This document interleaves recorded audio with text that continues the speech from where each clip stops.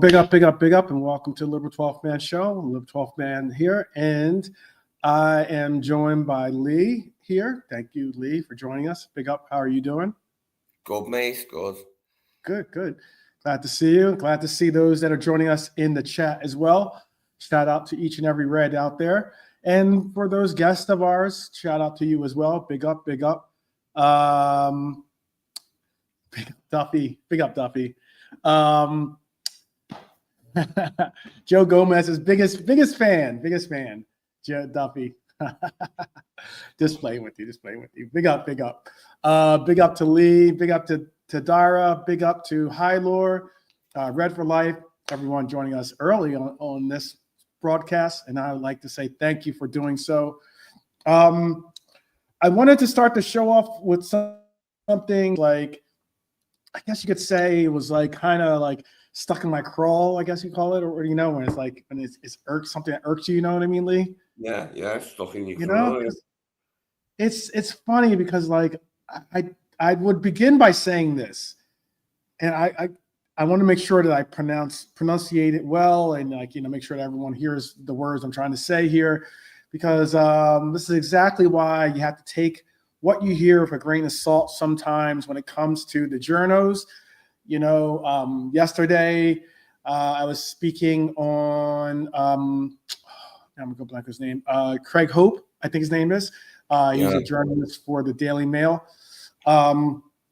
And why I'm bringing that up is because originally there was all this speculation of, or Benjamin Jacobs actually come out and said, Liverpool are done with the bids. They're not making any other bids. They're not going to approach anyone.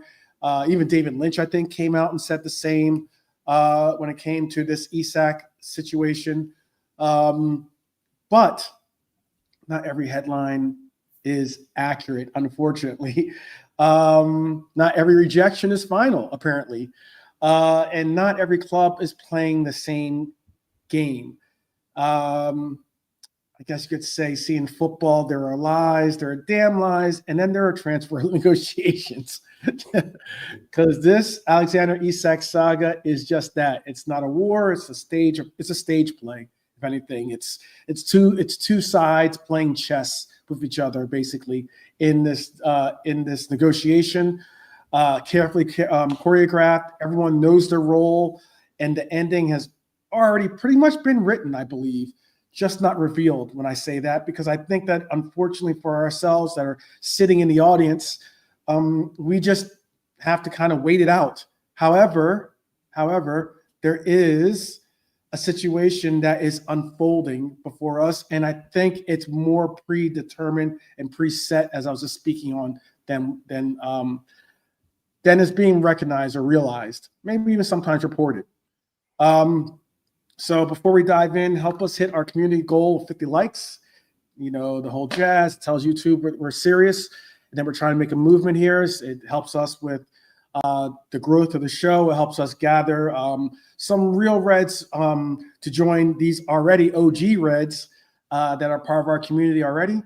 So hopefully you smash the like button. And if you haven't subscribed, please do so, because we're just building up the numbers slowly but surely, getting to a good place where, you know, we can really make some movement amongst the big hitters. But before I get Lee's perspective on this, I wanted to kind of give my like perception of what's going on too. I did I put together a little op-ed. I'm going to start posting more so on X, I think, now, because I pay for it. So, you know, so I can post articles, or I can post articles in X now. So I'm going to start probably putting some op-eds in there, get back to my journalistic roots. But my personal opinion was this, and you can debate me in the chat, or, you know, and I'm sure that Lee will have his possibly differing opinion than my own. But look, Newcastle rejected Liverpool's reported £110 million bid. I'd heard it already gone up to 120, but all the same, they had rejected the £110 million bid. That wasn't defiance, in my opinion. That was theater. You guys love theater in England. I'm sure I know. You send a lot of your theater performers over here to be movie stars, so I know that this is up your alley. They set a price of 120 million pounds. This is Newcastle. Set a price of 120 million pounds. Then suddenly it rose to 150 million. Soon, in my personal opinion, it'll slide again. This is me saying, just watch. Because behind the curtain, Newcastle are prepping for Isak's exit. They've been eyeing Benjamin Sesko. They've been working on possibly getting Ali Watkins. They've been working on even getting João Pedro. No one does that unless they're expecting a vacancy. And don't be fooled, Isak's camp leaked the Liverpool bid to pressure Newcastle. They were told in March a move would be greenlit. That's what's been reported. They were told in March a move will be greenlit. Now the timeline's changed, so they're taking control. They're taking control of the story. Liverpool, hey, we do what we do. Much like what you see a lot of times with FSG, they're calm, they're composed, they know the game. They're waiting for Newcastle to blink. They're playing chicken. You ever play? You know what I mean by chicken? And I think they will budge. I think they will turn the wheel before we do. So I'm going to ask Lee, I'm going to ask you out there too in the chat.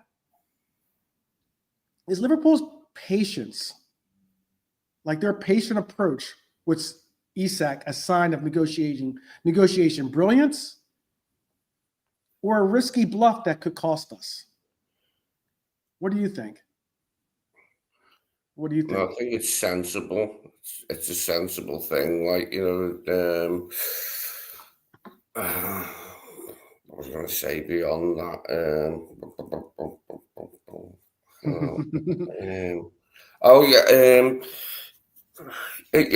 Again, it's just like our opening shot at it. Like, we'll definitely be back, won't we? Like, I would imagine if we're interested in them, I can't see us only making one bid before the transfer window shuts. So we have to see what the next one is. Mm-hmm. But do you think that it's this club being smart, or are we playing a risky game? Because I mean, I told you what Craig Hope said yesterday in his tweet, and I kind of like pushed my buttons a little bit to see what he had to say. So I pushed back a little bit by tweeting back at him like, come on, man, like your team is a team that is actively looking for a replacement, looking for a plan B or an insurance policy, basically, if Isak wants to go. And there's no if in there, really. Isak told you not only this summer, he told you last summer he wants to go. He gave you another year. He gave you a League Cup title because, let's be honest, he was influential in that League Cup final. And yet you're still trying to hold him ransom. Like, you're still trying to hold him to sticking with the team. You've offered him new contracts. He said no. Like, what part of he's just not into you are you not getting? It's really, really, really strange. And why I say it that way is because the Newcastle correspondent was talking about, he was putting it as if Liverpool's bottled this approach, as if we've bottled this attempt to bring in this player. And I'm just like, I don't believe that's the case. Liverpool's holding all the cards in essence. The last thing Newcastle wants is a disgruntled player sticking with the team to the point where he's training. He just went back. He just moved, or not moved back, but he's just gone back to Newcastle finally. But still, you don't want a player training separately from the team. You don't want, that kind of division to be in the locker room. You know what I mean? I'm sure it'll be all right when he goes and play. Now he'll be playing in pre-season, won't he? Like, sure things will be all right for him playing. Yeah, but how long have we got left of the window now? Less than a month, so it's like 30 days basically. Still a long time, 30 days, isn't it, for the transfer? But the sooner the better if we're bringing him in. And also, we need them to be able to land a few targets, don't we? That's what I think it's more of. I think it's more of Newcastle trying to save face and bring in a player so that they can, have any pursuit of any type of glory in Champions League, or even have any chance or real opportunity in staying in Champions League contention, top 4 contention at least, or it might be top 5, but it's top 4 for right now. And it then goes to pivot to say, and I see Dara was saying the same thing yesterday. Is Newcastle with their ownership, is their ownership maybe doing them a disservice with maybe swinging above their swinging above their reach? You know what I mean? Going for the high heater, I guess that's a baseball term, but like swinging out of their comfort zone in essence, like trying to they want to have the big club allure, yet when you're doing what you're doing, there was never going to be, I mean, if you wanted, there was pushback in me saying that we were going to go to a 4-4-2 or utilize a 4-4-2 at times, or maybe you play with 2 strikers or something along those lines. Just with Liverpool, there was really never a inkling of that happening at Newcastle by them going and even bidding for Ekitike originally, punching above their weight. That's a good way of putting it, Dara. And that's the thing, is that even if they did get Ekitike, that was them saying, okay, we know that Isak's out the door. There was never any, we're going to get Ekitike and play him alongside Isak. There was never, oh, we're going to get Ekitike and we're going to have them be, the heir apparent to Isak. That was never in the cards for them. Yet, as you can see, amongst the black and white stripes, they're really trying to find where exactly Isak sits with this. And I don't think that Liverpool's going to leave Isak high and dry. There's the fact that Isak released that his camp released that information to that's being reported to the journos says a lot. Says that Isak's camp is like, look, we're not trying to stay here.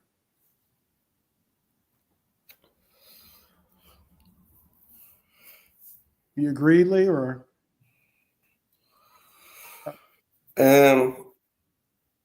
With Newcastle, I don't know what they're going to do, like transfer-wise and that, but it just gives us the best chance of signing Isak, doesn't it, if they can line up replacements? Because I think I haven't declared interest in him. Like, I would like to think that we'll pay whatever the fee is. I don't want us to get, ripped off or anything, like, but he's a very good player, and for me, just pay whatever there is to get him in the door. Because what that gives us then for like the next 5 seasons potentially with him, Verts, with Gakpo. I mean, Salah's getting on now a bit, but there's loads of younger players now in the squad. We've knocked the age down a bit, like, haven't we, with new players coming in. It's changing all the time, isn't it? It is, and that's why, like, I'll quickly go into this next segment, like in the sense of Craig Hope, like I spoke on, Newcastle Insider, says Liverpool now he's pivoted to say, it says Liverpool haven't walked away. And it's like yesterday, it it was almost in the sense of, oh yes, he's moved away. We've moved away. We're not getting a second bid. That was at least Ben Jacobs' assertion that we're done making any more bids. Now Craig Hope is saying Liverpool haven't moved away. The first bid was emotional.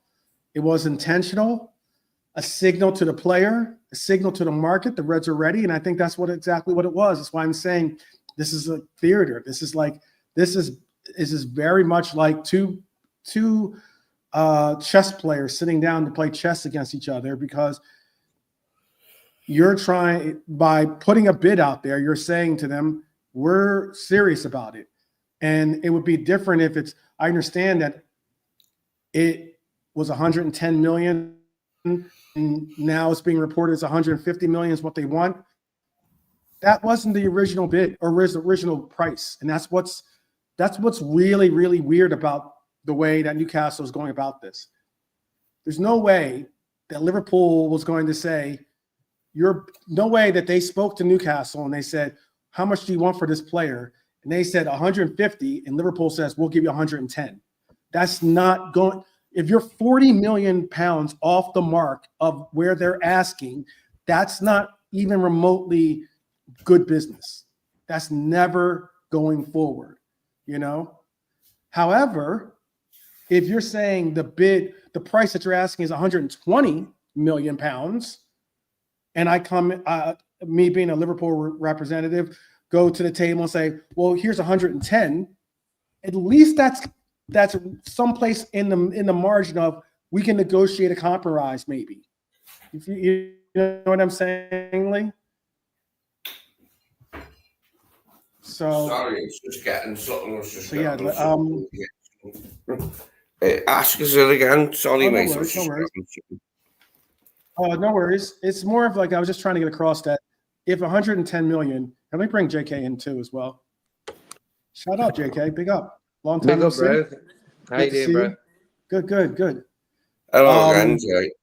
Hey, Lee. How you cool, bros? Yeah, no, we were just chopping it up a little bit and speaking on the fact of,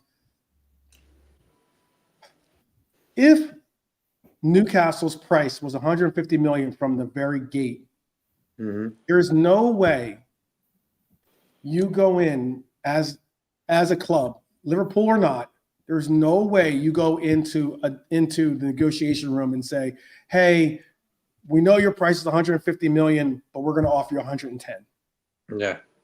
It just doesn't happen.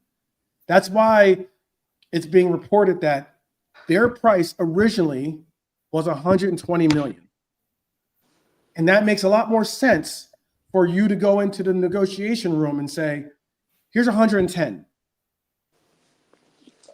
If you want to do a dance and let's see if we can get a little closer to that 120, okay, that's all well and good. You want to do what exactly happened with the Ekatike deal, whereas we went in with a lower bid than we actually ended up settling on, fine. We can maybe work our way to that spot. But there's no way we're going to go from 110 to 150. Never. That's silly. Yeah. And here's the kicker. Like I said, Liverpool will go again if Newcastle make progress with a replacement. So it's more so, rather, it seems like they're trying to save face because they don't have their own player as a replacement. Mm-hmm. And they're not willing to give up on, they'll settle with a disgruntled player simply because they don't want to give up on having no player, Yeah. And they're saying not before the 150 million talk. That's a smokescreen, in my opinion, until Benjamin Sesko is locked in. And that's how real is the Sesko? Go ahead. Mm-hmm. Let me just say this. How real is the Sesko Newcastle talk, people? They bid 69.9 million and have beaten United to the punch. And yeah, I think because they United haven't bid yet. they haven't bid. And I think the reason why is because they haven't bid, but they've also the price that we pay for Ekitike, apparently RB is using as a marker to get the same similar price for Sesko. So, I don't know why Newcastle is playing cheap right now. They want to play cheap when it comes to buying their own player, but they want to play, like as if they're rich when coming to selling. But there has been a report out there, and this is interesting. I'm sure JK will like this one too. It has been reported that Klopp called Sesko to nudge him away from Old Trafford and to take the Newcastle deal. That's being the report. Now, obviously, Klopp is no longer a employee of Liverpool. However, he probably has some insight as to where Newcastle's project is and where Manchester United's project is. And in the best interest of Sesko, less so than the interest of Liverpool, but still we do benefit from his meddling. He can still do us a favour, even though he's not our manager anymore. He can still do us a favour in that regard, if it's true. Yeah. I telling Sesko that Old Trafford would be the wrong destination compared to St. James's Park. Yeah. And just like Duffy said, he's been frankly honest. It's the easiest thing to ever, people always, or I think it was Mark Twain said this, but the easiest thing to remember is telling the truth. So like, as in, you don't have to, if you're lying, you gotta do some work because you gotta make up stuff. You gotta remember all the tales and all the BS that you're putting together. But if you tell the truth, it's easy. And he's telling the truth. Manchester United are a dumpster fire. Let's be honest. They are a hot mess. And I do find it interesting that RB Leipzig is reportedly, and again, you might be interested in this in the chat. It is reported that RB Leipzig is looking to take on Manchester United's striker, Højlund. As long as that's not any part of swap deal for him to go to Man United, I don't mind. As long as they're just replacing them like by buying them, that's okay. Yeah, they're gonna have to pay. Tyler saying, big up Edward, by the way. Tyler saying RB Leipzig wanting 75 million plus 5 million sell-on clause for a player that scored 14 goals in the Bundesliga last season. Extremely greedy. Sesko isn't worth that at all. I will say, if that's what they want, 69.9 million pounds, if that's the offer, that's the bid that Newcastle is given, that's more than 75 million euros at least. 70 million pounds is certainly more than, I don't know the conversion. You guys can help me out because you guys do the conversions more than I do, but that's closer to 80 million than it is 70 million, right? Yes, no? Maybe so. Big up Lee, by the way. Big up Lee. Big up Redbird.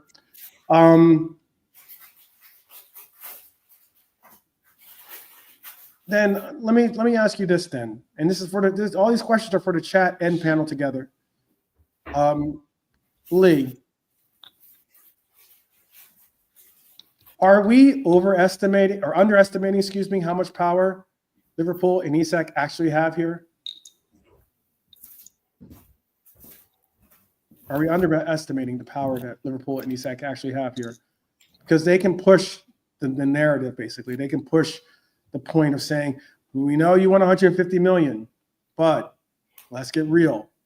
Even Liverpool had to settle for 10 million when it came to passing on one of the greatest right backs in our Liverpool history. It remains to be seen how much we really want him fee-wise, then what we'd be prepared to go up to before saying no and closing the door on it. Hopefully we'll get to find out one way or the other. Okay. How do you feel about it, JK?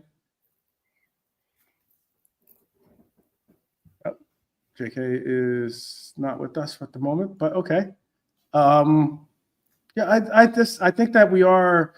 So Lee's saying 80 million euros is 69 million ish around there. Yeah, I mean, it's like it is. 70. Yeah, I looked it up. It's just a tiny little bit below it. Yeah, A so, lot I mean, of if money that's what you're still. asking, Big bid, it's just not enough, was it? yeah, 70 million euros. I mean, like if they're at the 69.9 million, I don't know why they just don't put it as a 70 and just get it over with. Like I don't understand what the 69.9 million is going to make. It's almost like when you're at the dollar store or you're at a store and you put 99 cents as opposed to $1. You know what I mean? It's just interesting. Apparently, maybe I am. Maybe he's got a hot dinner lined up, Mark. I don't know. But I think I agree that I think that the Sesko decision is critical. I think it's very critical to what happens. And again, we're ready. We are ready, at least. Apparently, Fabrizio Romano dropped the big one not a bomba, I guess, right? But he did drop a big announcement by saying Liverpool sent a clear message. We are here. We are ready. We have the money. And that's without the other, shoes having to drop, as they say, with the other deals that have been trying to be moved on, whether it's Nunez, whether it's Chiesa. It's just not desperation. It's more like Liverpool really showing dominance. Liverbird spreading its wings, in essence, Romano made it crystal clear, I should say. Newcastle didn't say no because he's not for sale. They said no for now. They didn't set a price. They didn't shut the door. The game is on. That is according to, again, Romano. And he also went on to say the season hasn't started, as Lee was asking earlier. Isak remains firm on his point that we still have a month left to go in this window. Liverpool remain confident. This is not over. And I'm going to emphasize this. This is not over by a long shot. So if Fabrizio Romano is saying that, would you say that this Liverbird looks like a predator in the chase or the prey in this chase? Are we going to get taken advantage of, here by, them setting the price at an enormously ridiculous number? I don't know what 150 million is a lot of money. As far as I'm concerned, we should just pay it. Not just, go in and go, oh, here's 150, but if it takes like 135 or something like that, or, 140, I'd pay it, just to get him in the door. Need this transfer to happen. We do. Big up to Lady B in the house. Big up. Always a pleasure to see our Lady Red grace our presence together. It is always a pleasure. I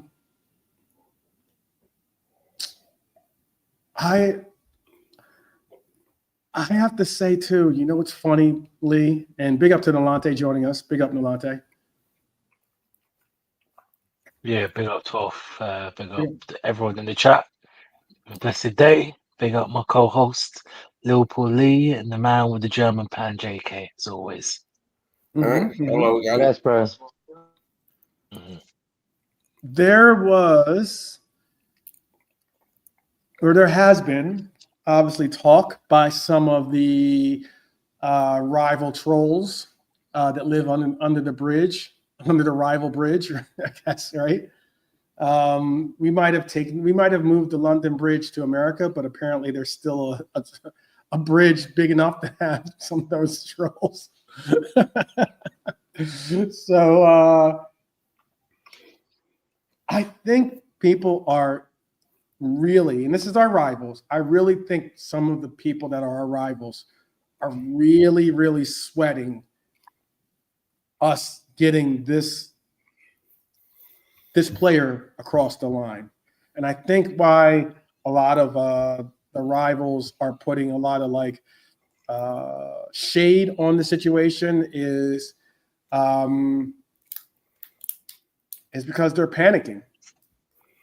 You could easily say that with a striker with the accuracy of an Isak and with the form that he's been in the last couple of years, especially him being acclimated to the Premier League, to be able to understand the game, the pace, the ability to score amongst any opponent. Alexander Isak next to Mohamed Salah is terrifying to them. And I'll even give you some numbers. Give you some numbers here. He had in 2022-23 at 10 goals in 27 games. In 2023-24, he had 25 goals in 40 games. In 24-25, he had 27 goals in 42 games. That's pretty good numbers if you really think about it. That's 62 goals in 109 matches for Newcastle. For Newcastle. That's exceptional. That's certainly exceptional. Pair that output with Liverpool's front line, whether it's, some dynamic forces that we have on our wings that are scoring at high levels themselves, but also we have the assist leader in Mohamed Salah as well, being able to possibly even pad those numbers even further. That might be that's a title winning system. That could be like a league tilter in essence. And I think a lot of those rivals are aware of that. There's really not much. We won the league comfortably with what we had before. Adding some real, I don't know if we can say upgrades, but certainly adding some real viable components that we're doing right now is frightening. You could say it's certainly frightening. Ask Nolante, since he's joining us, would Isak make Liverpool clear title favorites over Arsenal, even with them getting their baby Bane? Yes, yes for me. Even though we still need a centre back, but yes. Okay. How about for you, Lee? Would Liverpool be clear title favorites over Arsenal, and maybe even Manchester City too? Yeah. Okay. With the Who do you think?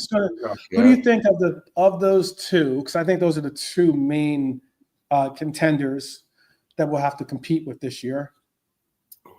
I can handle that being Bucky's favourites or whatever. Mm-hmm. Who do you think we'll have to contend with more? Arsenal or Manchester City? Who do you think we'll either have to keep pace with or have to keep pace with us more so than not? We got to watch how Rodri goes. If Rodri's return goes well, then because we can't forget how many times they won it in a row before we took it off them. So you would imagine if Rodri can get back to where he was, or anywhere near, like they'd be a good team again. Arsenal with the additions, probably about the same level of threat between the two of them.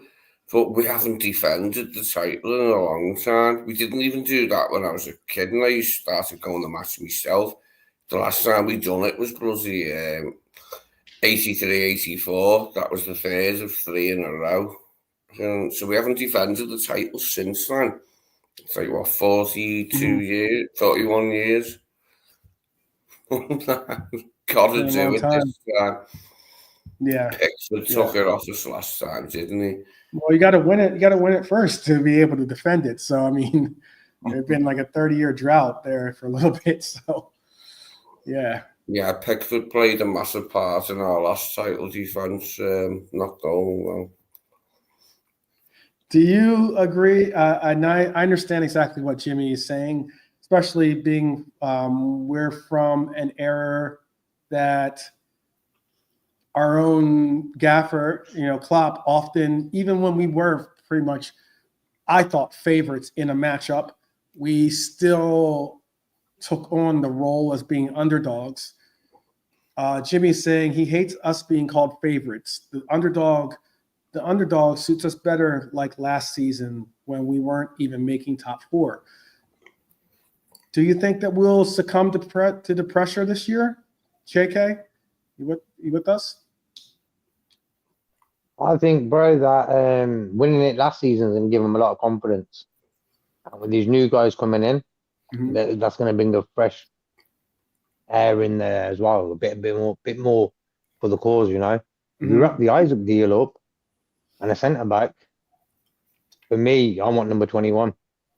Yeah. I always say we're going to win the league anyway. I always say we're going to win it, no matter who's in that. Even if I don't know, name a player who went great.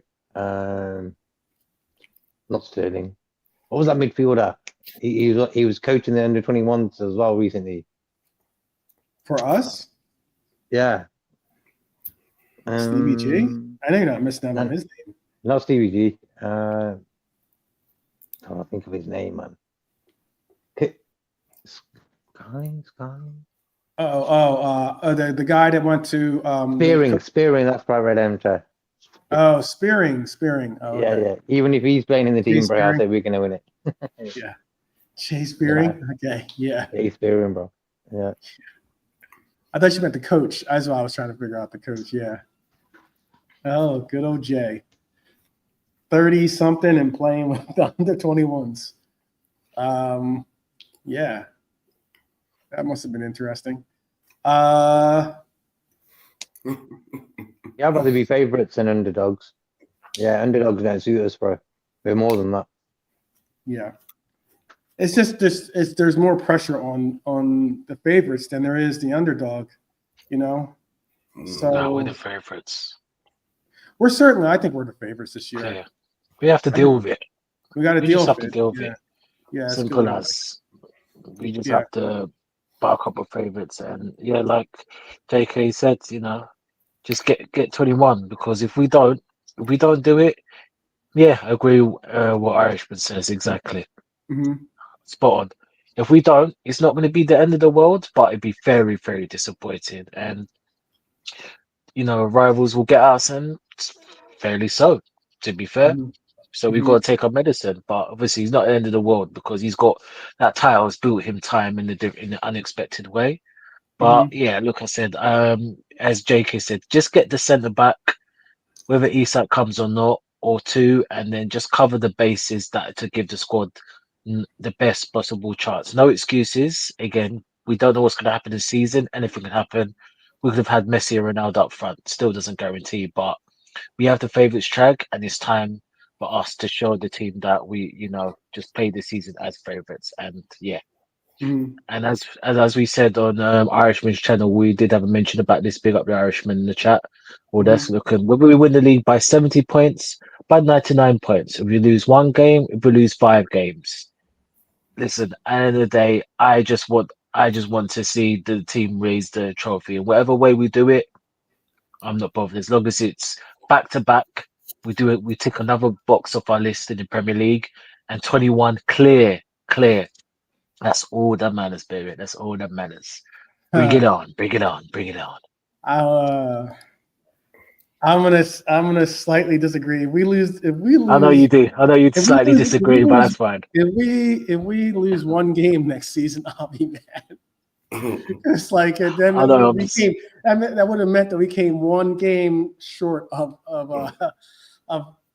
notching that Invincibles, BS title that Arsenal hold as their safe word. So at least that's how I would look at it. It's funny too. Let me bring this up too. This one's funny, and this is what I mean by not even rivals, but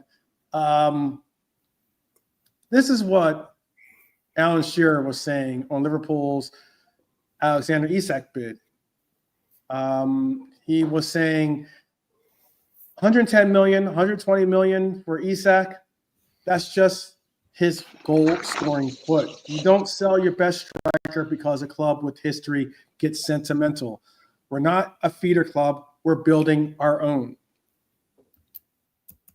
Yet, Not surprised. why I say that's funny, Mm.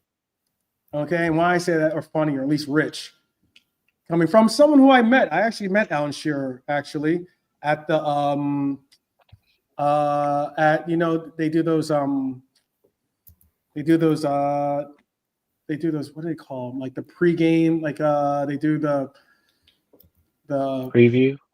it's not even like as in they have like they do them in different cities here. They'll do like a big Premier League type thing. Legends. The one year I got to go was when it was in LA, and it was we played Manchester United that game, and Alan Shearer, Tim Howard, and the two Robbies and Rebecca Lowe were there. Like they all came out. It was a big one. Okay. I mean, it's an opportunity to go to LA, so obviously they all want to go to that one. But they've done a bunch of these like kind of festival type things where they'll have like you'll get to take a picture next to the Premier League trophy. You get to like I don't know. There's like little games that you can play if you're a kid than an adult. But it was pretty cool. Anyhow, why I find that interesting for him to say what he just said there is because he also went on to say this previously before that comment. Trent Alexander-Arnold, he's entitled to do what he wants. And that was on Trent Alexander-Arnold wanting to move on to another club. Kind of interesting. Some would say slightly hypocritical. You know what I mean? Because realistically, when it's Isak and it's Newcastle, yeah, we're not a feeder club. We need to keep we're building here. We need to keep our greats. But when it's Liverpool and it's Trent Alexander-Arnold, oh no, he deserves to do whatever he needs to do. He needs to move on from Liverpool. Do you have any visceral reactions to that one, Lee? Oh, these lips off for a bit back in a minute. Oh, okay, my fault. I didn't see the private. Yeah, it's the private chat. Milante, Yeah. how about for you? Why, man? Shearer. I mean, it's typical Newcastle. He's a Newcastle born and bred, so of course he's going to be upset. It's the what's the saying? I'll get this wrong. Correct me if I'm wrong. Is it the boy that cried wolf? Yeah, the boy that cried wolf. Right, exactly. Is the boy that cried wolf, or is it the man that cried wolf? Connotation. No, little boy blue. He's the little boy blue. Yeah, the boy who cried wolf, basically. Yeah, exactly, Toph. I mean, he loves his club, so of course he's going to be upset. So he's protecting his club, saying, "Oh, this and that, blah, cry me a river." It's football. obviously Trent's nothing to do with him, is he? So he's thinking, oh yeah, mate, it's Trent. Could have been Joey Blogs, but it's Newcastle. It's not for his left foot. No, it's more than enough. It's like we're paying you more than enough. Sorry, Alan. And Alan, you are not the owner of Newcastle. And I bet that when he's red armchair, big up yourself. That's exactly. If he does go, oh my god, I want to see Alan's reaction.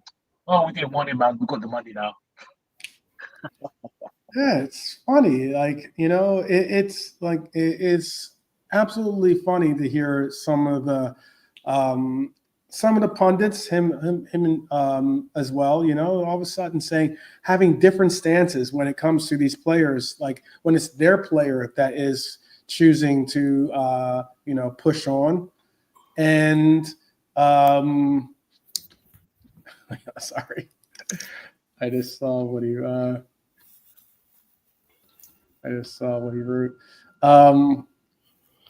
But it is something of an interesting. I think it's kind of hypocritical, and I think it's a little bit of showing that you're a little rattled for your club. I get it. Next you're gonna have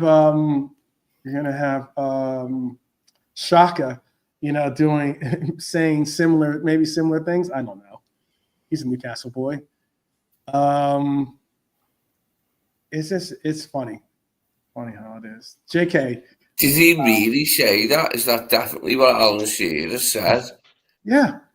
Verbatim. That's dog shit. That he sounds like it. He sounds a bit silly saying that.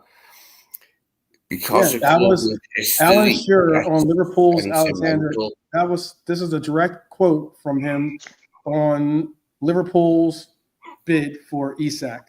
He was staunchly all about, we're not a feeder club, we're building our own, and you don't sell the best striker because a club with history gets sentimental. But yet when Real Madrid got sentimental, possibly even quote unquote allegedly interfering, with our player's head in saying, run down your contract, and we'll make you a Real Madrid Galactico. Now all of a sudden, oh yeah, he's entitled to do whatever he wants. Mm-hmm. That's hypocrite. That's what football fans are like, bro. Rules, one rule for them. You know what I mean? Because a club with history gets sentimental. How does that apply? What sense is there in that? What he's saying is like, we had history, but now we've got money again and we're trying to recreate it and be more sentimental. It doesn't even stand. It's a load of bollocks. Gets sentimental. No, we're just trying to win the league again. We're trying to defend the title. And you are a feeder club in this case. Would say from our field. Yeah. But for me, Newcastle are not going to reach a level of dominance where they're going to win by 4 or 5 Premier League titles and a Champions League. They're never going to do that. Newcastle contending for a Premier League title really in the next 10 years. Yeah. So for me, they've got some good players, don't get me wrong. But I think because of their fan base is a bit rowdy and very passionate about their club. And I love that. That's great. Sure. No problem. But at the end of the day, I never cried when Trent left because, like, for me, you can't change a player's mind. When a player's mind is made up, that no matter how much you might love that player in the club or whatever it is, he's going to make his own decision. So for me, I didn't cry when Trent left. I was thinking, you know what, that's his choice. We got Frimpong in. It's cool. We got Bradley. But now, for me, as soon as a club wants, as soon as someone wants someone from your club, I'm pretty chilled about it now. I used to be a bit, you know what I mean? But now I'm thinking, you know what, if it's going to happen, it's going to happen. Trent is for me Trent is the number one player who's left us on a free even, and he was meant to be Liverpool born and bred and this, that, and the other. So for me, it doesn't matter no more. It's like if the guy wants to go, it doesn't matter nothing what you say or what anyone I say, Yeah. That's why I find it so hypocritical and laughable those two comments together, because if there's ever a player that you would have thought would have held firm and stayed with the club and been all about the same things you're saying about, he shouldn't do this, he shouldn't do that, or at least shouldn't, but at least in his best interest, should look at possibly sticking with the club, it would have been Trent Alexander-Arnold. But Trent Alexander-Arnold had other aspirations. And despite that, we all had to accept it. Some of us definitely have seen his legacy be tarnished by his choice, and that's your right to think the way that or feel the way that you want about that. But in all reality of it is that he chose a different path and a different direction with his career. Apparently, Isak is doing the same, but now that Isak's doing it, and it's Liverpool playing the part of being the destination club. Oh, now we have issues. I think that's sad. What, bro? I will say like two things about them two players right there. Trent, for me, born and bred in Liverpool, spent his whole life in Liverpool, going to the same place every day for year after year. How old was he? 26. So like he's been doing it since he was like 9 or something. So for me, bro, sometimes as a human, you need to change your scene. It's healthy, you know what I mean? And I think it was his time point to have that change of scene. The way he did it, not everyone's cup of tea in that.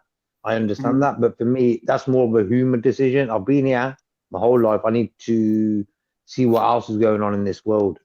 And with the Isak one is, am I going to stay here for another 3 years, be top scorer, getting 20 plus goals every season, and get maybe a League Cup or an FA Cup?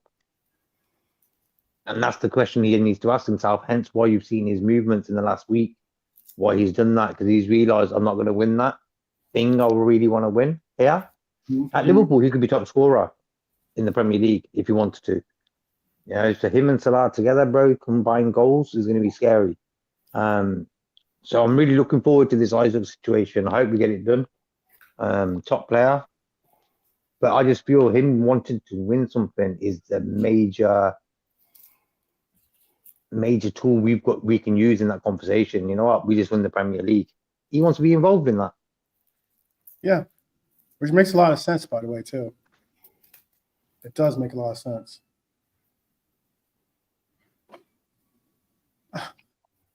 So I was asked yesterday to talk about Nunez and Mr. Morton as well.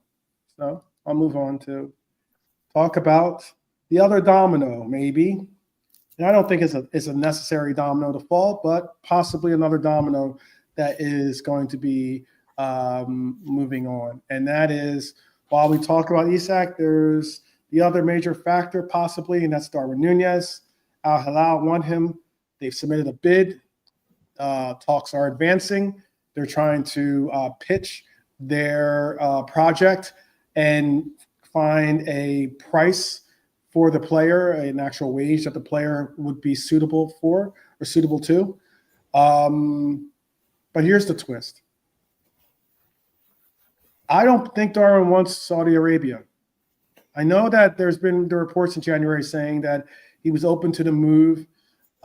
He might have been acting more on the frustrations of not getting playing time last year when the January window came about.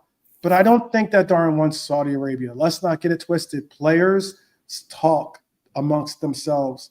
They tell each other about what's going on with the league that they're in, with the teams that they're on. And it's a distinct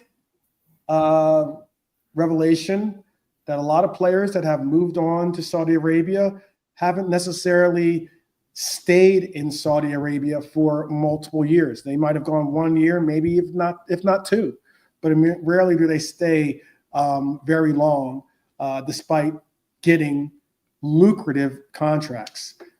And why I say that is because I think Darwin Nunez wants to stay in Europe.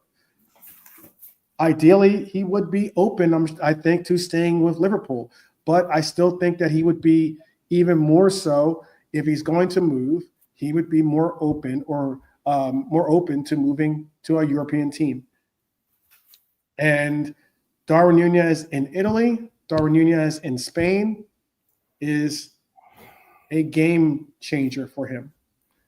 AC Milan have now apparently made him a priority on their target list. They're stepping up. This could unlock possibly that final door for Isak moving to Liverpool, even more so with having the increased funds to our coffers. But Liverpool cashing in on Darwin's one thing, but that money reinvested plus obviously Sesko or Visa heading to Newcastle is the dominoes that have to fall. And that's how the house of cards is for us right now. But I honestly don't think that Darwin Nunez is such a major key to I don't think he's such a major key to this Isak deal getting finished. If we're going to make a bid for Newcastle, but haven't accepted a bid for Darwin already, obviously it's not determined upon Darwin going elsewhere. And if anything, with the unfortunate absence of Jota on our lineup or with being a part of our team, let's be honest, we do. And then we're going to get, and we might be moving on from Chiesa as well. We are going to need players that know the system, that are able to contribute, and I find it funny because I'm not one to take pot shots at really a lot of I take rivals, players, sure, banter, fun. I don't really take a lot of pot shots at our own players too often, especially when you're trying to get value or trying to get respect for that player. It doesn't do you any good if you're a laughing stock amongst your own. You know what I mean? So I don't really like to engage with a lot of that conversation. I think it's counterproductive, and that's just my perception. You might have a different perception. All well and good, but there is another player that might be on the move as well. That player we're about to speak on. But what do you feel about this Nunez deal? What is the number that you'd be happy to get back for Nunez? In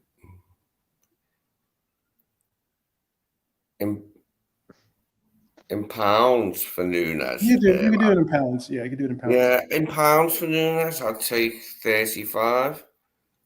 How much? 35 million pounds, but they won't do that. Okay. Maybe 40. I'm looking for the mute button. Sure, he gets to move.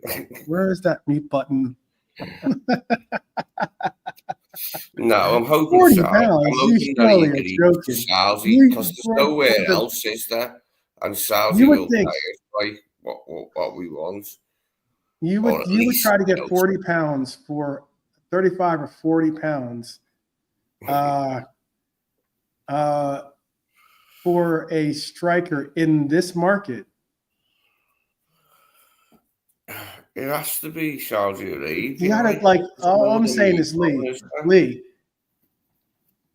Seriously.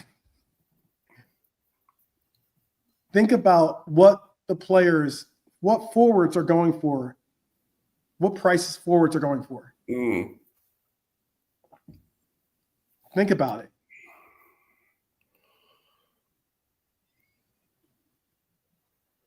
Maybe you agree more with maybe you do agree with Shearer. Maybe in your mind we're a feeder club. Bargain basement prices. We're like a dollar store or something like that.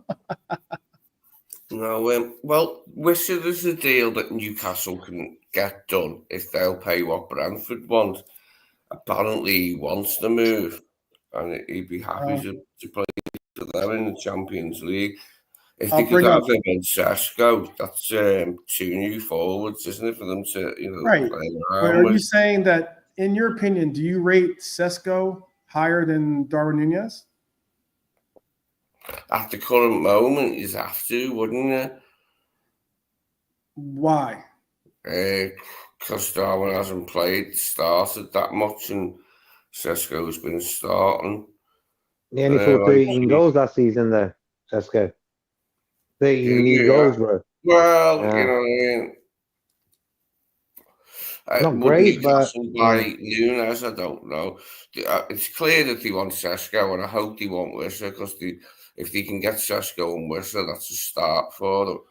They need other players as well. Their squad's quite thin. But I think at some point somebody will join them, like, and because the trend of tearing them down is almost like a piss take now. They will actually get someone in soon. I just think that, like, this is where, again, I understand biases. I understand agendas. I understand biases. I understand when people, I'm not saying you have one, Lee, but a lot of the people in the chat have him at it seems like the median is 55 million, basically. So anywhere from 50 to 60 million. Not a shocker. Brian's got the lowest bid in there. But we kid, Brian. We kid. But why I'm saying it is interesting is that there's no way that Sesko is worth 70 million pounds. There's no way. Yet in this market, he's worth. We just had a bid for 69.9 million pounds from Newcastle. We just bid for a striker from Frankfurt. All due respect, but from Frankfurt. Okay, for 79 million pounds. What did Marmouche? What did Marmouche go for? Marmouche went for like 45 million. 85 or something. Or is it 85? Okay. 85. Maybe in euros, 85. Something Okay. like that. He's on a massive wage. His wage is massive. It's surprisingly massive, like, considering. And that's why I'm wondering, like, you're talking about, you're saying that we should pay 80, close to 80 million for an Ekitike from what it was, Frankfurt, third place, fourth place team in the Bundesliga. Okay. Mm-hmm. And not get value for a player that had 30 plus GA in the actual in the league last year or 2 years ago. Albeit he didn't have the GA that he had his second year. Third year was because he got zero minutes, really. Got 33, I think, 30 some odd appearances, and 25 of them were as a substitute. So it's one of those things where, like, it is one of those things where, like, you can be, it comes off as being a little bit like different, or even to the point of someone saying, "Oh, you might have an unforeseen bias," but for you to say that Darwin, you settle for 35 million pounds for Darwin Nunez, like, I can't even name you which. Visa might go for more than 35 million pounds. You know? So that's why I was pushing back, Lee. That's all. I know you don't have. I don't think you have a Darwin Nunez agenda, even though I know he's not your favorite player at Yeah, this there's moment. just aren't that many forwards available, are there? So hopefully that's true that Visser wants to go to Newcastle and play in the Champions League for them. But that's even more reason why. That's even more reason why his value should be worth more, or why his value would be higher. No, he won't be cheap. They won't sell him cheap. What did they get for Umbremo? I mean, how much did they play? How much did they pay for Victor Gyökeres? What, 65 million, something like that? 70 million, something. What did they pay for him? Something around that, I think. So, like, for a player that had similar numbers to Darwin Nunez, they pay 70 million. But now that he's a part of the team in the Premier League, you're going to take a haircut. That's not good business. That's all I'm trying to get across, in my opinion. I agree with Mukama too. I don't think Slot's system exactly. I think that's why Ekitike wasn't exactly heavily featured in that preseason game. He didn't get as many opportunities as he would have liked. But I'm hoping that with the addition of players like an Isak, or maybe some other pieces that are going to fall, or the emergence of Wirtz, maybe we get to see a re-emphasis on our striker role and easement on the workload and output that we rely on from our wingers, because the majority of our output comes from our wingers on this team, and that's very, very different than other teams. Very different.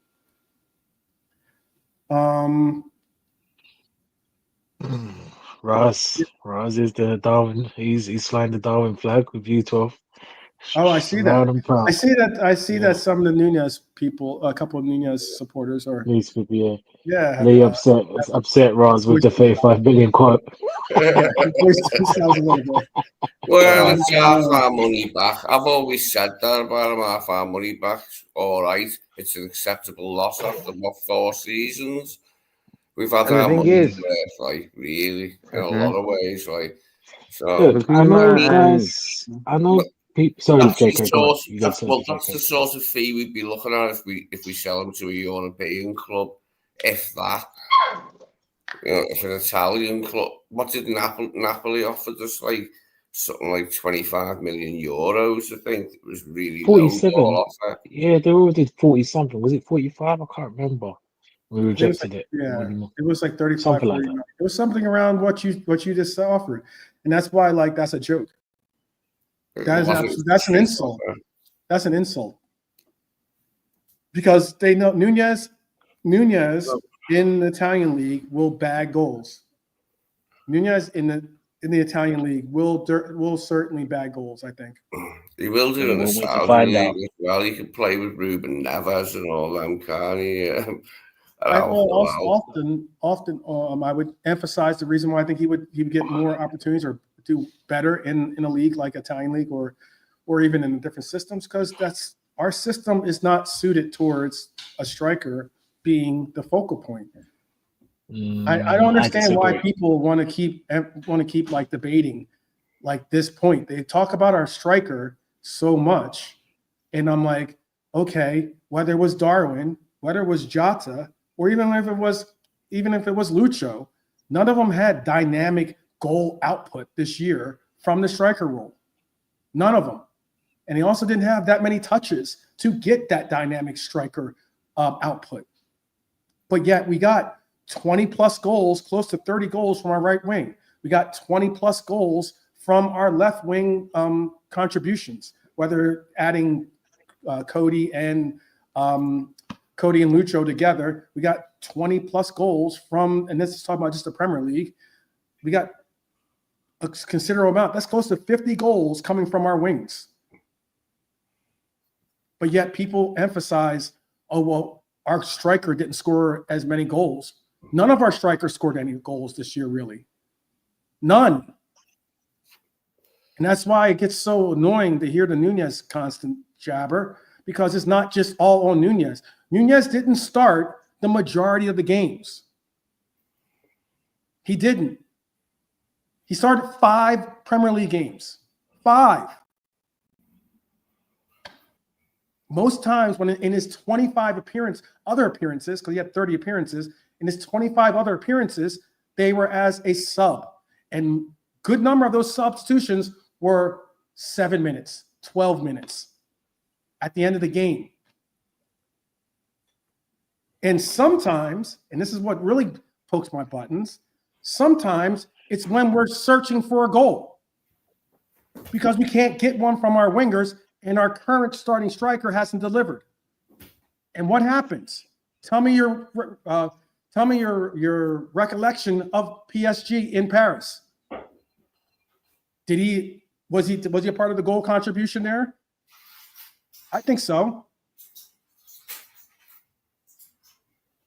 But people slowly but surely make sure that they do the MIB thing and forget about all that. He's had misses. He's hit the crossbar or hit the woodwork. I get it. That's a funny joke. But the thing about it is, you got to have to score. You have to have opportunities. He creates a lot of opportunities. He creates a lot of opportunities, more so than other strikers do. And that's exceptional considering at one point in this system, or at least in Klopp's system, he was able to do that. In this system, he's not always able to do those things. And maybe it's because the system is more oriented towards our wings being the focal points. And I know if you want to go stat for stat, we can do that. So I'm sure people will bring up his misses and how many times hit the woodwork and how many times his chances created and his conversion rates and everything else. Fantastic. I can also bring up that he's got the most goals in the 90-plus minutes. He scores his goal average. His goal average is 1.23. 1.23 is what he averages in goal contributions. But yet people want to emphasize that. Oh, I don't know about that. You know what our winning percentage is when Darwin Nunez starts? It's over 600. It's over 600 in the sense of out of 1,000, obviously. But we win 63% of the games that he plays in, and that's wins. Not including the draws. I'm just saying wins. When you include the draws, it's closer to 80% of the games we get a point out of when he is the starter. But people want to chop on and chop on. It gets like to the point where I get it. That's what agenda is to me because I see the contributions. It's less about me liking the player because I will stand up and defend other players that bring up contributions as well. I've done the same for Dominic Szoboszlai. I've done the same for Lucho. I've done the same for Cody Hakpo. The other players of ours. I'm sorry, I got a little bit of a riled up. The other players of ours. I got to watch it because I got to keep my blood pressure down. So. That's fine, man. Be free, man. You got to be, yeah. Yeah. Yeah. You'll be free. No, this is free. His express opinions. No, Lee, JK is going to say something after you, JK. Go for it, Lee. Yeah, I just want to say, like, the Rasmalai guy and Mukama, I actually agree with them guys. But I think what it is with Darwin, I think last season he got ruined by Slot. Never used well enough. So, like, to me, he did that thing in the PSG game. I'm starting him in the second leg. Stuff like that, absolutely. You know? Absolutely. So I think he sort of messed him up a little bit. But hey, that's what it is. That's what it is. You know, the biggest thing when it comes to a striker is like you need to get confidence. And the one way you get confidence is knowing that you're going to start. You're going to have a run of games. And you know, he's never last year he never had a real run of games. A run of games, yeah. But you can get consistent. And the thing is, like Liverpool played Stoke City. Liverpool played Stoke City a month ago, a while back anyway, and it was just like a behind the doors closed game sort of thing. And all goals he scored in like 5 minutes, a hat trick. All the balls were played to him as a striker should be fed, bro. Yep. And I just said that was for me the defining. Just sort of Stoke City weren't great, but hey, it's still a football match. But the way he positioned himself and the way he was set up on all of them 3 goals is the way a striker should be fed. Nothing else. So it don't really matter to me what anyone says about Darwin. Yeah. If you don't feed a striker the way that he's meant to be fed, then you're not you hoping to get results or hoping to get some type of like, unicorn style results from him is silly. And that's all I've been trying to emphasize, the fact of like, we've got an incredible winning rate when he plays. Despite what people want to say, he does have a decent goal contribution average in the games that he plays in. And I mean, those are just the numbers. You might want to not recognize them, or you might want to say, oh, it's the eye test or this or that. But there's other emphasis of what he does as well. He played his second year of playing with Klopp. He doubled his numbers. He's played in a new system, and now all of a sudden in preseason, he's clicking again. He's scoring goals. Possibly in his second year, maybe he clicks. Who knows? Maybe he doesn't. But all the same, now maybe we'll see him click with someone else, and I'll be happy to see him play with a team that has a full fan base behind him, as opposed to just the traveling fans and your pockets of the internet that don't take pot shots at our players like him. I just want to. He's a lot younger than the other players of ours that moved to Saudi, like Firmino, Fabinho, Henderson. They were all in their 30s, weren't they? Like when they went, like it's just whether Darwin will change his mind, because apparently he was keen, wasn't he, in January? If that rumour is true, that he wanted it in January. But we wouldn't let him go because we were in the title thing. But, I mean, if he was so disposable, if he's we don't need him, why did Liverpool get offered the money in January and they decided, no, we're going to stick with them? I guess they're being, silly. Well, it could be, there could be a situation where he is still here. If he doesn't want to go to Saudi and we don't get an acceptable bid from Europe. It's just silly. I think that the conversation, I think sometimes when you're trying to have an honest debate about it, it's just sometimes it gets like you bring up things that are credible or things that are poignant, and they get overlooked. Because they're all emotional.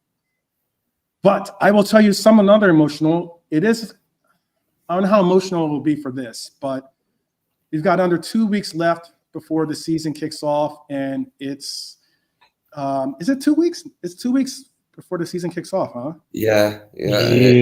On the Friday the 15th, we're the first game on Friday. So we kick off the league. But the transfer window goes a little bit into the season. But you don't want to necessarily be like a couple of games into the season and getting a transfer done. But we've got under 2 weeks left before the season kicks off, and it's chaos at the top of the table. Chelsea want Xavi Simons, right? Arsenal could go for Eze, apparently. Spurs are signing, which is an interesting signing. Spurs are signing Paulinho on a loan to buy option, which is pretty wild. He's still got like 2 or 3 years left on his Bayern Munich deal, but yeah, Spurs are looking to shore up their midfield. United are still chasing trying to get some of their dead weight off of their books. Garnacho is a player that apparently might go to Villa. Maybe there's another team out there, Chelsea, I want to say. Do you guys remember? Do you guys know who else Garnacho might be going to? There was 2 teams like that. I know that the Sancho to Dortmund has apparently cooled a little bit, despite Sancho saying that he's so wanting to get out of Manchester United that he would be willing to lower his salary wage just to go to Dortmund, I'm like, come on, that's not like you got to lower your wage wherever you go, man. You make 300 some odd thousand. No one's paying that for Sancho. But the quieter exits, which it might be seen quieter, but it's certainly a loud exit to me because this is a player I do like.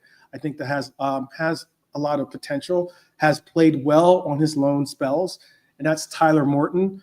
16 years he's been at Liverpool. 16 years he's been at Liverpool. From how do you pronounce Greenlias, right? Greenlias Youth. Well, he's going to Lyon for 15 million pounds, and that's a really good sale. I think it's a smart sale because it's a player that our midfield of all the regions on our team, whether it's the midfield or our back line, I think our midfield is the most packed with talent, and I mean superior talent too as well. And the smart sale the reason why it's a smart sale is because we've even included a 20% sell-on clause in that move. So he never complained. He always showed up to play. Obviously played for a couple of different teams through his loan deal, but yeah, Morton is a talented player, and apparently his talents will be moving on to France. So Arne Slot gave him a couple of chances in cup games last season, and now he's ready for the next chapter. It is Chelsea. Thank you, Pops, for Garnacho. But I'm going to ask this from a perspective, seeing this player is going to be moving on from another youth academy player moving on for good money. We've gotten 15, 20 some odd million, for a lot of these players from our youth academy that have moved on to other teams. What does Morton's, again, quiet departure say about Liverpool's development pipeline? And I'll ask this too, should fans be more excited about those kinds of deals?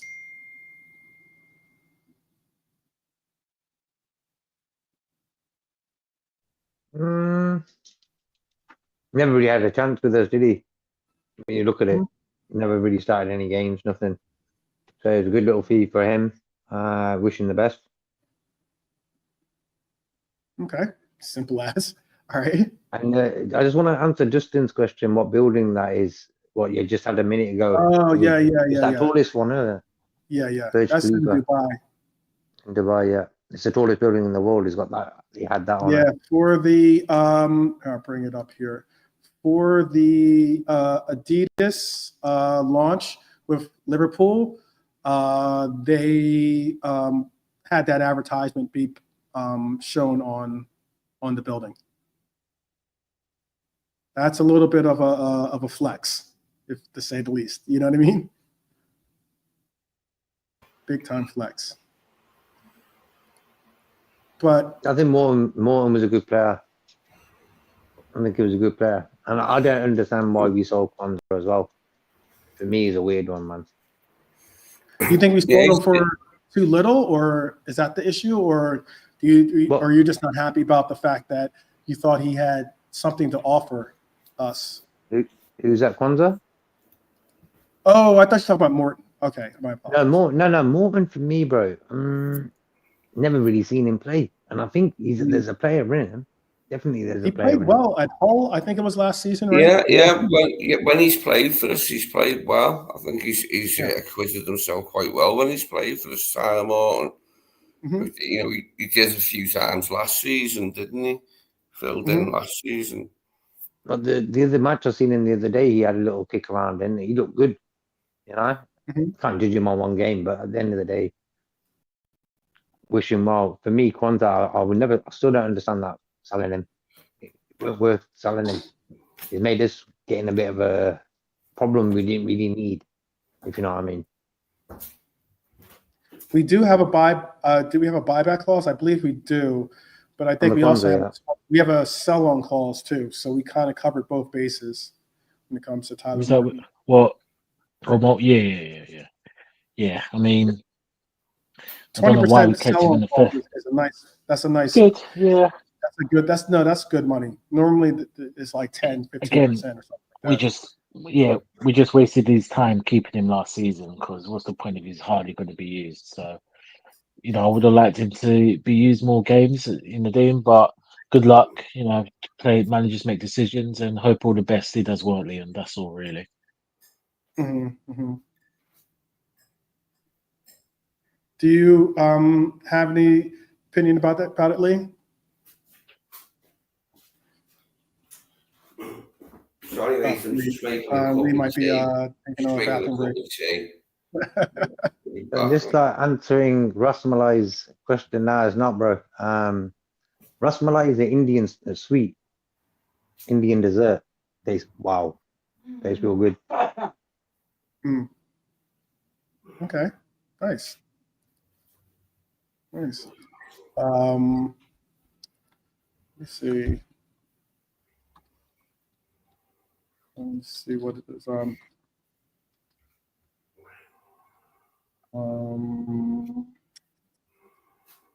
Yeah, this is the building is. That is, I'm gonna put the name of the building in there for you. A beautiful building, by the way. Very beautiful building. So this is the building that in case you want to look it up, this is the name of it. Burj Khalifa.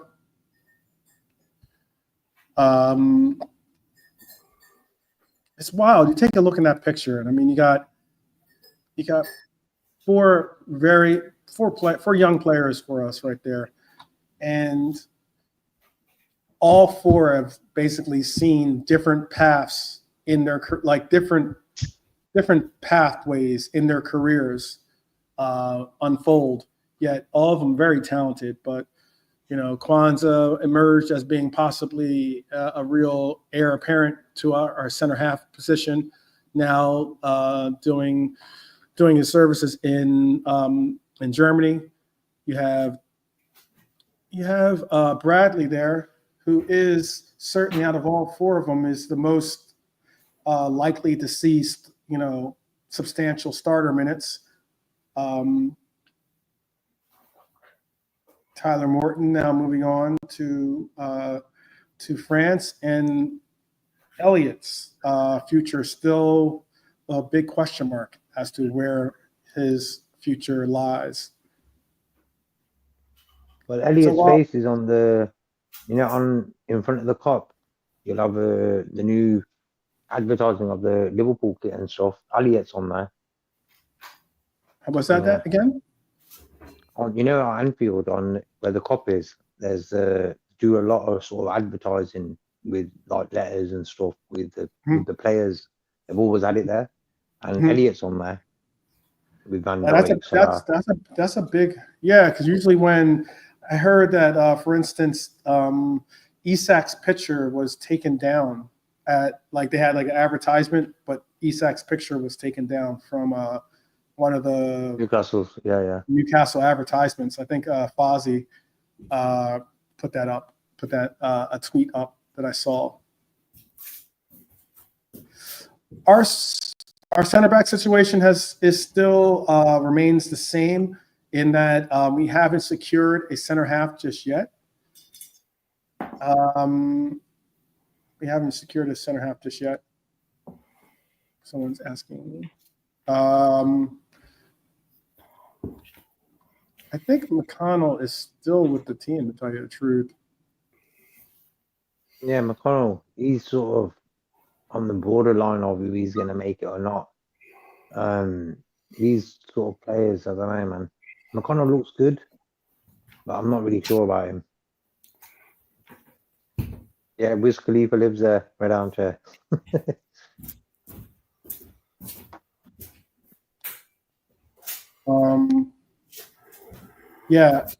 He's got a minor injury apparently, but he's expected to go on loan. That's what's being said. for those wondering. He most likely will go to either West Brom, Derby, or maybe a German club for a loan. That's good. Is he another player? Is Yeah. McConnell a player you think that we should move on from right now? Then you think, considering is he? It sounds like he might be a very similar situation as Milante was just speaking on Morton, in a sense of a player that we don't necessarily envision being a player that we rely on, a part of our active lineup. Future. However, is this now the time? I mean, is now the time? He's played games for us, whether it's cup games or he's played obviously in some for Klopp as well. He's played on loan. I prefer him to stay if Morton's going, just as cover for cover, because Endo will be cover for Gravenberch, and then we need cover for Endo, which he could be, McConnell. Because Morton was that last season. Morton did that in a few games last season, played in the 6th, didn't he? With others. But yeah, I'd keep him then if Thingy's defo going out, Morton. Okay. Just as insurance against injuries. Dustin is asking. I'm sorry. Dustin was asking, 12th, what do you think changed today that made Isak go back to training for Newcastle? That's a good question. Possibly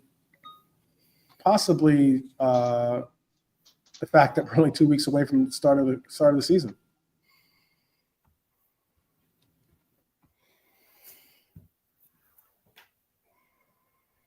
Yeah, he didn't want to push his luck in it a bit too much. I think if he goes there, they might sort the situation out with him.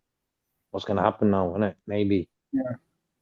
Because they haven't been in contact with each other for a long time. You know what I mean? So maybe the process will sort of speed up now. Yeah, Eddie Howe said that he learned that Isak was training in Spain. In the media. Through the media. Yeah. Newcastle, they run so bad. That's a hot mess. That's a hot mess. No, it's one thing that your player opts to train away from the club. That's one thing. But the fact that he was like, you know what, I'm so ticked off about how this progress is going with this, with this deal, that I'm just gonna dip and not even give coach a call to say where I'm going. That's something. Yeah, but you like it myself. You shouldn't have done that, in my opinion. He could have just said, you know what, I want to go to Liverpool, and that's it. Put in a transfer request. Bang. Yeah. Slap it. None of this sort of business going on now. No, I don't like that really. Yeah. I mean, as much as a player has a choice, you can't disrespect this club who just put you on another platform, There They're you go. going to put you in the shine. So brought him a cup, just a little bit of respect, You want to go, no problem. Put you in transfer request and then let the two parting clubs do what they do. No, exactly, Makuma. Yeah, exactly. Makuma says exactly that, Makuma. So it's not really good that he's been doing that. If Isak did that as a Liverpool player, I think almost there'd be no hidden agendas on that one. Everyone will be wanting him. Hidden agendas or open agendas. It would be all a consensus on, Isak's got to go. Yeah. Isak's got to go. He's putting himself above the team.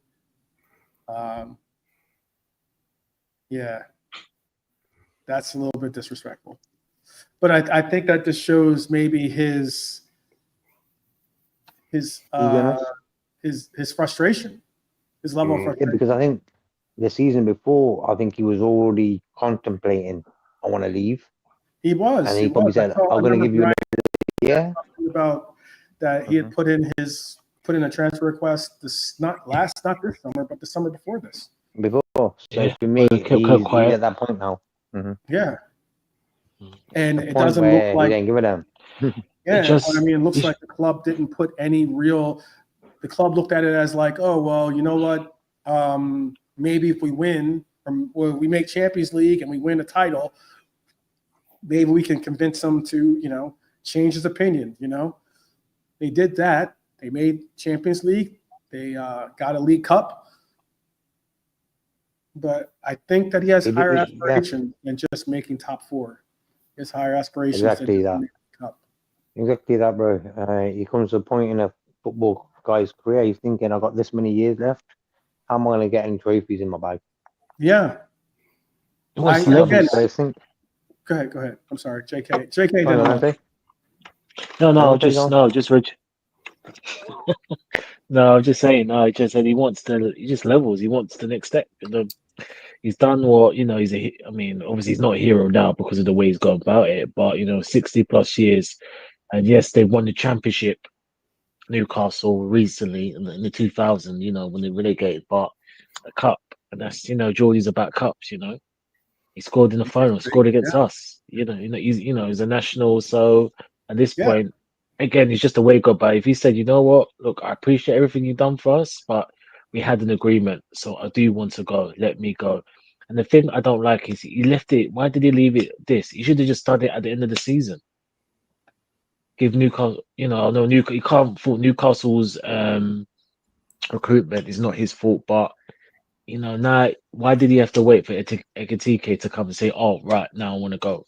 Just slap it in nice and early. Let them know. So there's and then we wouldn't be this saga would be drawn out as it is now. Yeah, we knew this one was going to be tricky though. Go ahead, JK. And I was going to say, even when the season ended, I knew this one would be the trickiest signing of the lot. If we're going to go for an out-and-out striker who's big time, I knew this was going to be a headache, and it's proved to be. Yeah. Ekitike, straightforward. Words was sort of straightforward as well. Yeah, we had to wait a little while, but we sort of just got our business done. This size of one's getting a bit messy for me. I don't like it. Yeah. I think it's going to happen, though. That's the thing about this one. It's got a funny feeling it's going to happen. Yeah. I couldn't agree with you more, though, about him wanting to aspire to more stuff, more things, more higher aspirations. But again, I go with that comparison. I know some people don't want to possibly go to this level, but I think that you look at a player like a Harry Kane, and you say to yourself, do you want to be a Harry Kane? Do you want to be a player that's on a team that at best can win maybe a League Cup? Because your Spurs are not contending with the Premier League title. Spurs are not going to.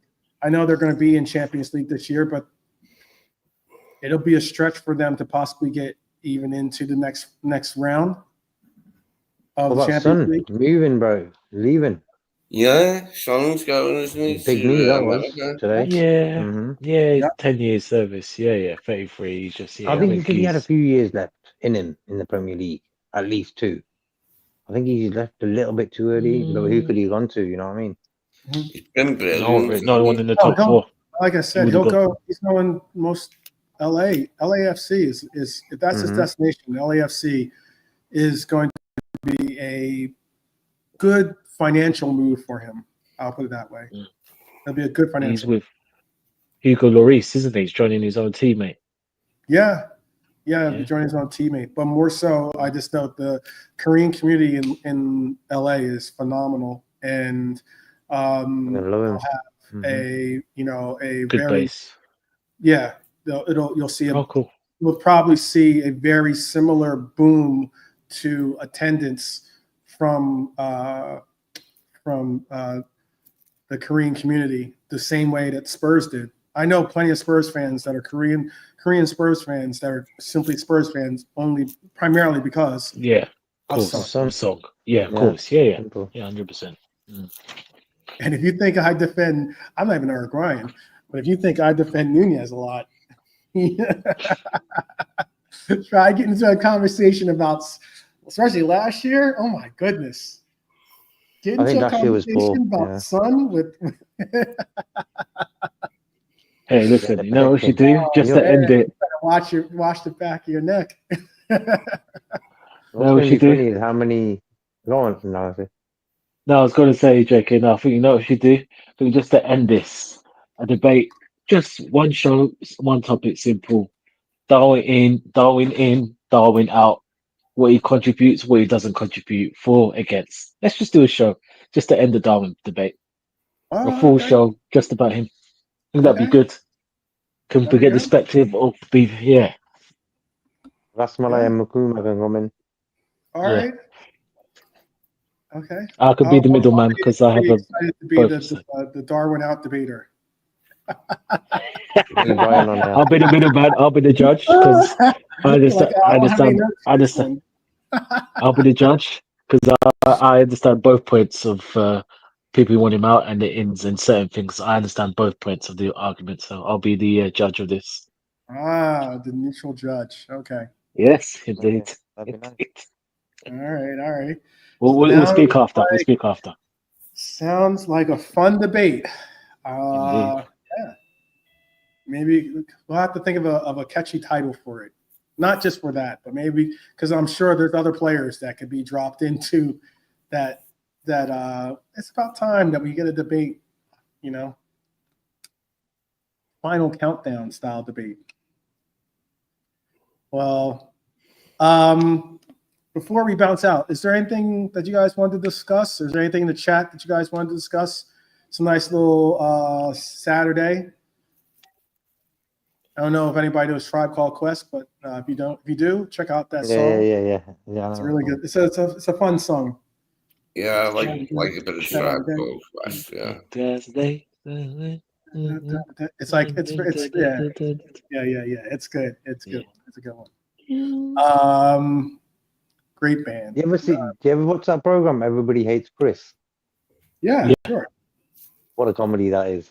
I love it, man. Yeah. Okay.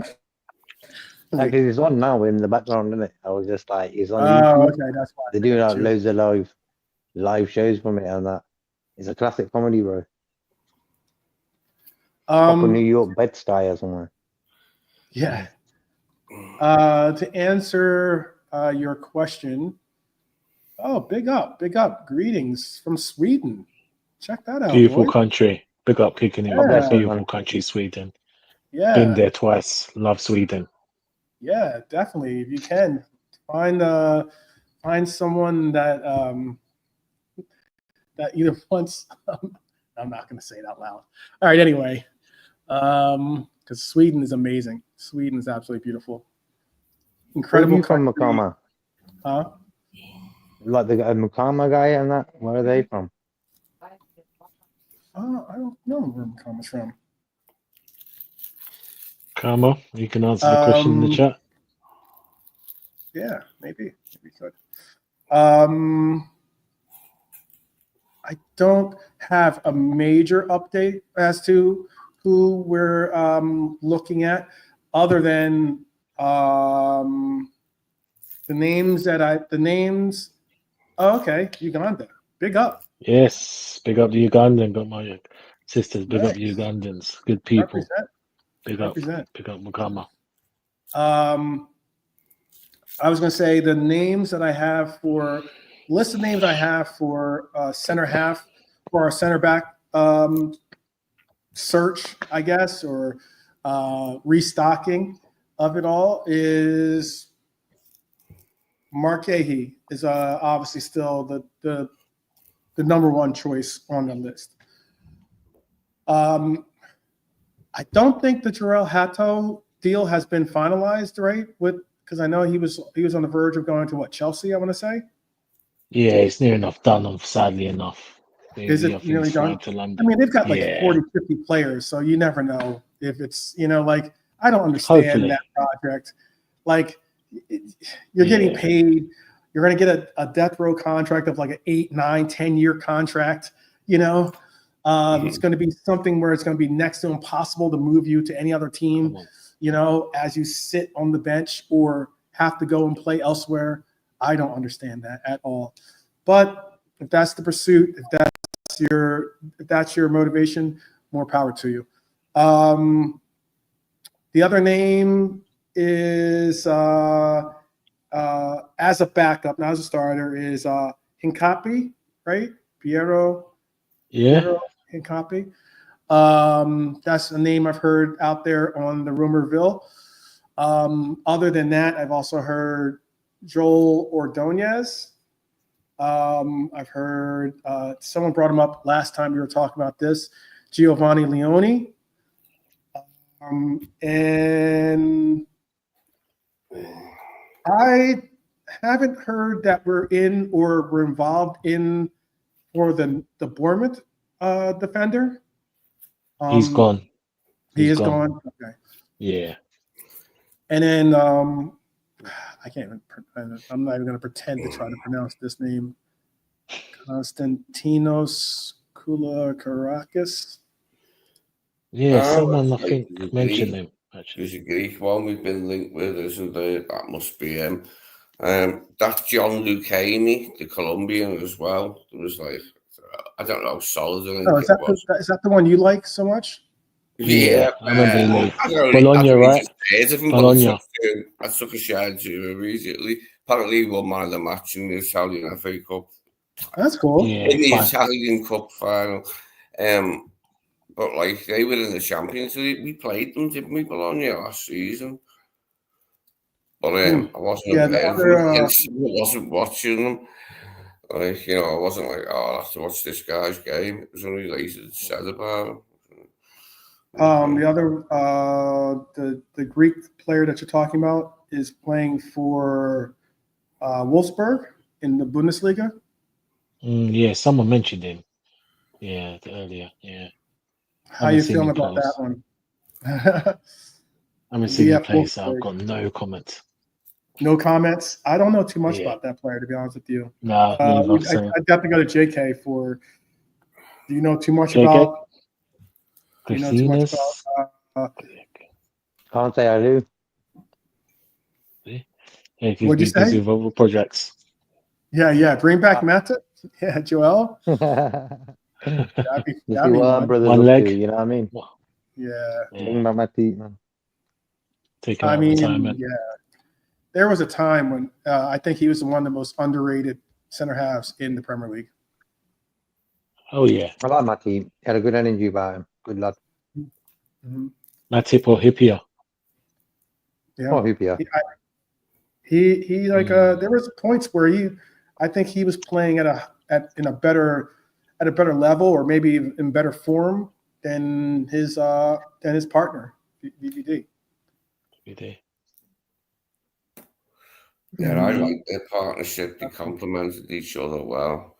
I enjoyed his ventures forward, like getting forward, getting in the box, playing 1-2s. But yeah, it was a good sign. He signed him, wasn't he, Joe? He was 26 when we bought him. So we got it was a good signing, a good free signing. Same with Milan. They're probably the most recent two free signings that we've had that were great. He retired, hadn't he, from international football? I think he retired definitely from international football, but I think long time ago. And Cameroon won the AFCON with us. Yeah, that's the time Cameroon won the AFCON that January as well. I don't think he's playing for anyone anymore, though. No, I don't think he's retired. I'm sure he's retired. Yeah. I mean, yeah, he's 33 years old, so yeah, he's still technically he's at that age young, where coming back from a very bad injury would be about that time. But yeah, I agree. I would rate him higher than Saliba. I would rate him higher than Saliba. Okay, 12. Matip or Hippier?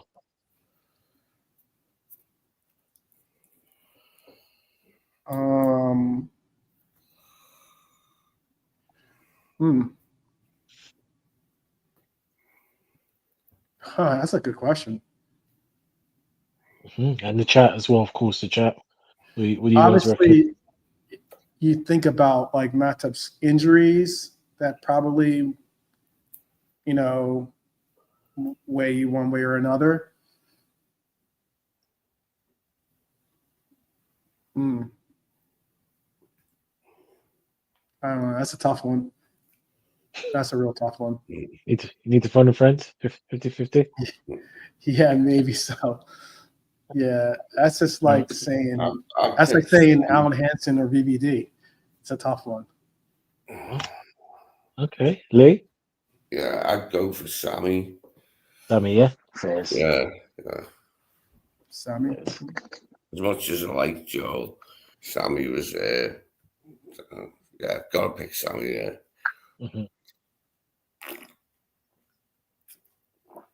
Okay, interesting. Dustin, big up. Matip for you. Cool. Kicking it with Mo. Who do you think? You think was it Hippier or were you saying Matip? I'm assuming you're saying Matip kicking with Mo. I think so. I think a lot of people are still Yeah. going to say Sammy. I think the injuries really weigh for when it comes to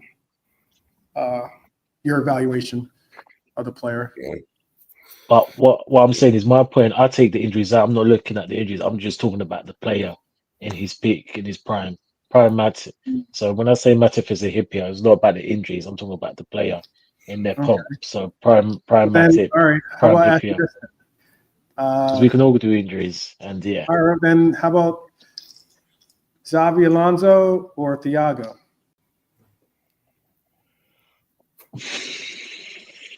I'm going Thiago, man. There you go. You can answer that one too. The chat. A lot of people went with Matip. Refer like. Yeah, see, yeah, exactly. Yeah, I get it. I got good love for Cameroon. I got you. Yeah, Thiago had that little bit more than Sabi. Although he wasn't rated in the Spain squad, he would be the sub. Rather, Alonso will be ahead of him. That's the funny thing. Yeah. Dustin has Thiago. Kicking it with Mo said Alonso. Thiago had a little bit more than Sabi. Alonso had a little bit more. You think? Wait, say this again now. You put it, and this is going by your terms in the sense I'm not rating him because of the injuries. Obviously, Thiago had some horrible injuries towards the end of his career.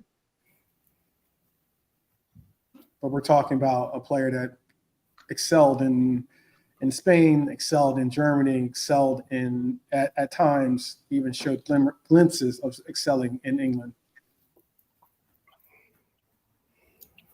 It was a pleasure watching to see him play, wasn't it? Pleasure watching both of them play. Like, sadly we didn't get enough of it with Thiago, but what we did get was good. Like that season, when we lost in Paris at the end of the good season, and he featured a fair bit, didn't he? He has a bit of injury problems, but he featured a fair bit. Well,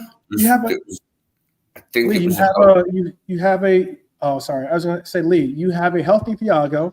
You have a healthy Alonso. Who are you bringing into your midfield? At their prime. Say at their peak. Maybe Alonso. Really? Alonso. To see see them long. I love Alonso. I wasn't trying to cut Lee off. Lee, finish what you're saying. No, honestly, just go for Alonso, just to be able to watch them long passes again, like in those goals from in the centre circle. He chips the keeper, spectacular to watch. Shame he had to leave. But yeah, it is a tough decision between him and Thiago. That era of football was a fun era of football, actually. That was like peak Stevie G years and Torres coming into his prime too. But I would go with at the prime. I would say I would go with Thiago. Actually, Thiago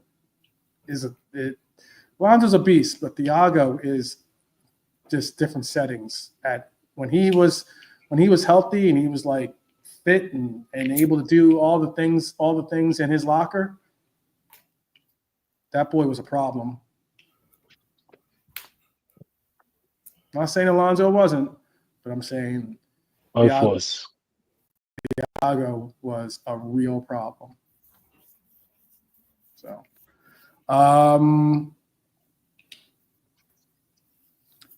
he'd bring. Oh, if you're bringing him to this team, who would I bring to this team? Dustin's saying, because he says that you'd bring Alonso in for this team for slot style. Max Place. Who do you think is better defensively? Is Alonso better defensively than Thiago? Yes. You think so? Just a bit. Okay. Yeah, just a bit. Okay. Well, Sammy was class, but Matip was arguably the best center back in the league at a point. Yeah, agree, Pops. Agree. Pops, who are you taking for the last this or that question? Alonso or Thiago at their peak, at their prime. No injuries. Liverpool peak. Yeah. He's 2 Pops as well. Very well, man. Let's see if Pops blesses us with an answer before we bounce on out of here. We're coming up on the 2-hour mark. Just had a little chill session to get through. Probably Thiago's best game for us was at home to Man United. I think it was when Rangnick was manager, and he pretty much bossed it. And that was probably his most notable performance. He was really good that night. United couldn't cope with him. Yeah, it's up there. Pops might be a little bit. Maybe Pops is a little bit. Since he was just answering the Matip question, maybe he's a little bit behind on it, and maybe didn't get to us asking him which of the two.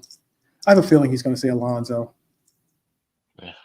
Pops is in dreamland right now. He's thinking, "Oh, I got to think about this. Take your time with it." Yeah, take your time with it. Yeah. I mean, I don't know. Maybe he won't. He did just rate Matip over Sammy. He did. So, fair enough. So maybe he does. Maybe he's thinking outside the box and maybe drops a Thiago in there. I don't know. It's very interesting. But people, we are coming up on the 2-hour mark. I guess we're gonna leave it there. No smoke and mirrors here. We are definitely calling out biases and agendas, trying to keep our blood pressure down, and trying to answer some questions out there that the people might have, some of us might have on the panel. But Liverpool have not walked away from the Isak deal. We've just got to play this out, basically. Isak still wants Anfield. The bid wasn't a good buy. If anything, it was a flex, a hello flex. And if you ask me, this ends with a number 9 in red. Or maybe a number 14 in red, actually, walking out at Anfield. Number 14, how about that? And a new era of terror for Premier League defenses. Look, people, please like, comment, subscribe. Let us know what you think. If you got that, if you did get to do that little quiz that was a part that I put the link in from yesterday, tell us what kit you were. I'd love to know that. Hopefully you got to do the quiz and find out what kit you were. I believe Lee, do you remember what kit you were?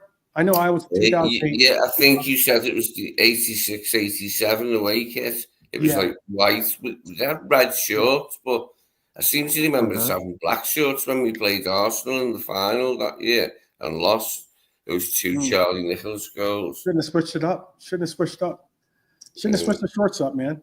But look, are we about to witness the most brilliant Liverpool striker saga since one of my favorites, El Nino, joined the team? Who knows? We'll see you next episode right here on the Liverpool 12th Man Show. Shout out to Lee. Thank you, Lee, for joining us today from the gate. Thank you, Lee. Enjoyed it, mate. Excellent. Cheers. Excellent. Cheers. Nalante, thank you as well for joining us. Come on, all the time. Big up, man. Like, share, subscribe. Do what you do, guys. Have a great day and night wherever you are in the world. For sure. Deuces. JK, thank you for joining us as well. It's been a little while. I know JK's got a little bit more packed schedule on his hands. It's got to take, him and Smokey are taking care of business. I mean, yeah, bless. Great to see you as well, bro. For after such a long time. Definitely. Yeah. So, hopefully, you guys can stick around backstage to chop it up a little bit. But other than that, shout out to the chat each and every time. Big up to each and every one of you. So many names to go through. So I'll just say to everyone, thank you so much for joining us today, whether it's on X, whether it's been on YouTube.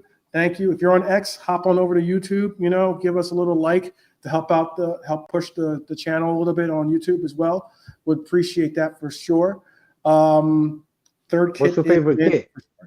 Huh? Yeah. What's your favorite out of the 3? Oh yeah, I'm getting the green kit. I'm definitely getting. I'm getting the green. The green one is. That's mint. I like that one. Yeah, man. Nice. The old school Adidas sign. Yeah.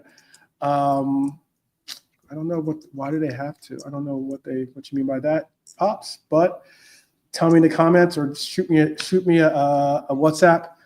But hopefully we'll see you tomorrow.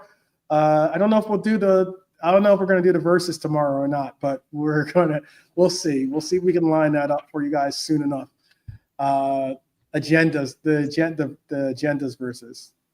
Oh, why do they have to sell Isak? Because honestly, Pops, because something that I spoke on yesterday, and that is, look, if they don't sell Isak, Isak's team has put out the nuclear option as being something that they would consider, because they had a gentleman's deal, as Delonte said. They've been working towards this exit for over a year. Newcastle's had plenty of time to facilitate some type of deal, facilitate some type of replacement player for Isak.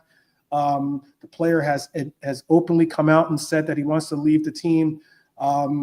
And the fact that the team that he is willing to go to or wanting to go to has placed a bid.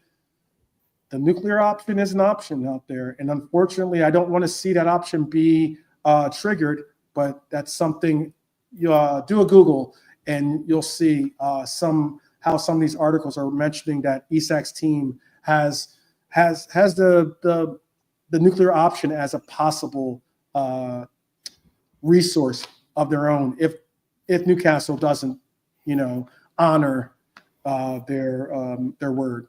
So again, I am going to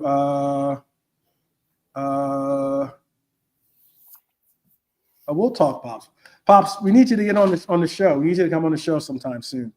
Definitely, because Pops is a very enlightened football romantic like myself.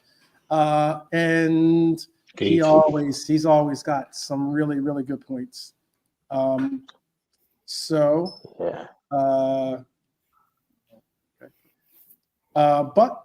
until tomorrow, people, let's keep it real. Up the Reds each and every time.